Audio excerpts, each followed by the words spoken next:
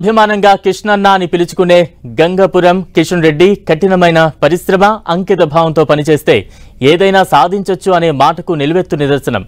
ఎలాంటి పరిస్థితుల్లోనైనా ప్రశాంతంగా పనిచేసుకోవడమే కిషన్ రెడ్డి బలం.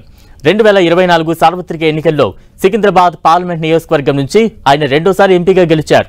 అంతకుముందు 3 సార్లు ఎమ్మెల్యేగా బీజేపీ పక్షనేతగాను తెలంగాణ ఆంధ్రప్రదేశ్ అసెంబ్లీలో బాధ్యతలు నిర్వహించారు కిషన్ రెడ్డి.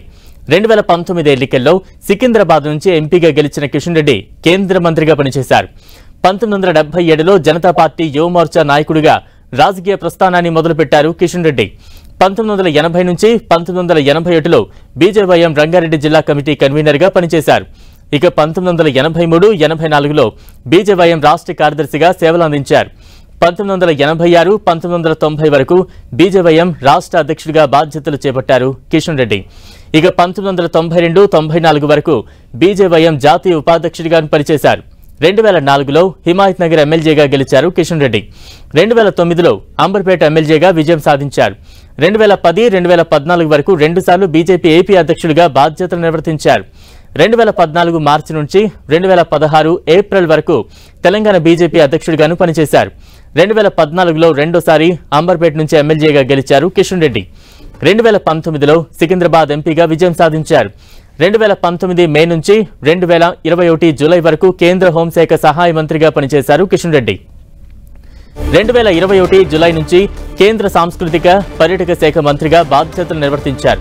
2023 జూలై నుంచి 4వసారి బీజేపీ తెలంగాణ అధ్యక్షుడిగా బాధ్యతలు చేపట్టారు. ప్రత్యేక తెలంగాణ ఉద్యమంలోనూ కిషన్ రెడ్డి కీలక పాత్ర పోషించారు. రాష్ట్ర వ్యాప్తంగా ప్రజల్లో చైతన్యాన్ని రగిలించేందుకు 25 రోజుల పాటు కృష్ణానది నుంచి గోదావరి వరకు తెలంగాణ పోరు యాత్రలో భాగంగా 333 సమావేశాల్లో ప్రసంగించారు. తెలంగాణ హోంగార్డ్స్ అసోసియేషన్ గౌరవ అధ్యక్షుడిగా హోంగార్డుల పురోగతి కోసం జరిగిన ఉద్యమాలను ముందుండి నడిపించారు. పనికి తగ్గ వేతనం, వారికి గౌరవాన్ని అందించేందుకు, వారి జీవితాలను మెరుగుపరిచేందుకు కిషన్ రెడ్డి ఎంతగానో కృషి చేశారు. బీజేవైఎం జాతీయ అధ్యక్షుడిగా ఉన్న సమయంలో ప్రపంచవ్యాప్తంగా ఉగ్రవాద నిర్మూలన కోసం చేస్తున్న రాజకీయేతర సంస్థ world youth council against terrorism స్థాపించారు. ఈ సంస్థ ఆధ్వర్యంలో ఢిల్లీలో అంతర్జాతీయ సదస్సును కూడా ఏర్పాటు చేశారు. ఇందులో 54 దేశాలకు చెందిన 193 మంది ప్రతినిధులు పాల్గొన్నారు.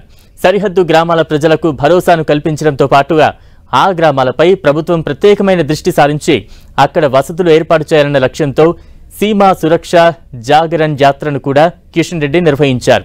తద్వారా అక్కడి ప్రజల జీవన ప్రమాణాలు మెరుగుపడటంతో పాటుగా సరిహద్దు భద్రతకు కూడా బాటలు పడాలన్నది ఈ కార్యక్రమం ఉద్దేశం. పాకిస్తాన్, బంగ్లాదేశ్, చైనా, నేపాల్ దేశాల సరిహద్దుల గుండా 1200 కిలోమీటర్ల మేర 45 రోజుల పాటు ఈ యాత్రను చేపట్టారు కిషన్ రెడ్డి.